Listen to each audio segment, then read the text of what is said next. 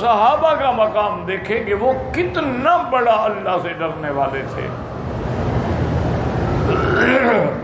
ایک دن سیدنا ابی بکر رضی اللہ تعالی عنہ مر بحنظلہ، حنظلہ صحابی ہیں حضور کے، ان کے ساتھ گزرے تو دیکھا کہ حنظلہ رو رہے ہیں۔ فرمایا ماذا یبکیک یا حنظلہ؟ قال نافق حنظلہ یا ابی بکر۔ انہوں نے کہا کیوں رو رہے ہو؟ انہوں نے کہا میں تو منافق ہو گیا ہوں۔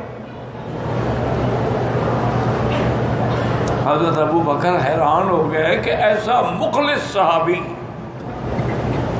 یہ کیا کہہ رہا ہے؟ یہ وہ صحابی ہے غسیل الملائکہ جس کو غسل دینے کے لیے اللہ کے فرشتے اترے تھے آسمان، یہ وہ شان والا صحابی۔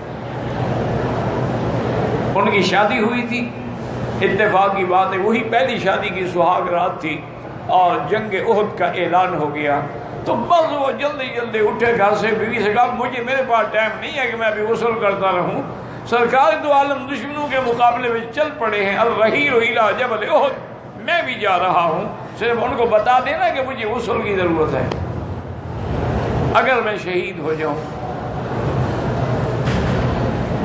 تو اللہ کی شان ہے شہید بھی ہو گئے۔ آپ کی بیوی نے بھی آگے حضور کو خبر دیا، انہوں نے فرمایا بیٹی کیا کہہ رہی ہو؟ میں نے آنکھوں سے دیکھا ہے کہ اللہ کے فرشتے میرے صحابی کو غسل دے رہے ہیں۔ صحابہ کہتے ہیں کہ جب ہم نے دیکھا تو آپ کے بالوں سے پانی ٹپک رہا تھا، یہ وہ آدمی ہے۔ تو کہتے ہیں نافق، میں منافق ہو گیا۔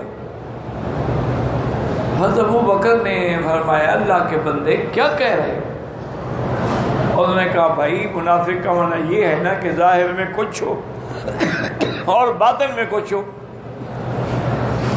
جب ہم حضور کی دربار میں ہوتے ہیں، صحبت میں ہوتے ہیں، دیدار میں ہوتے ہیں، ہمارے ایمان کی کیفیات بھی کچھ اور ہوتی ہیں، اور جب ہم گھر آتے ہیں تو وہ کیفیت ختم ہو جاتی ہے، ہم بدل جاتے ہیں۔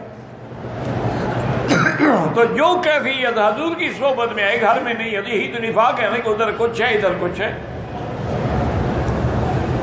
حضرت ابو بکر نے فرمایا حنظلہ اگر یہ بات ہے تو پھر یہ تو میرا بھی یہی حال ہے، اس کا مطلب ہے نعوذ باللہ پھر تو میں بھی منافق ہو گیا۔ دونوں حضور کی خدمت میں میں کیا کہہ رہے اللہ کے بندے، اگر تم جس طرح میری مجلس میں، میری صحبت میں، میری زیارت میں بیٹھے ہوتے ہو، اگر یہی کیفیت تمہاری ہر وقت رہے تو اللہ کے فرشتے اتر کے تمہیں سلام کریں۔ لیکن ساعتن الی ھذا و ساعتن الی ھذا، آدمی کی ایک گھڑی دین کے لیے ہوتی ہے اور ایک گھڑی دنیا کے لیے ہوتی ہے، گھر والوں کے لیے ہوتی ہے، بیوی بچوں کے لیے ہوتی ہے، معاملات کے لیے ہوتی ہے، ہر وقت تو وہ گھڑی نہیں رہتی۔ یہ نفاق نہیں ہے۔ نفاق کا معنی تو یہ ہے کہ ظاہر میں اسلام اور اندر میں کفر۔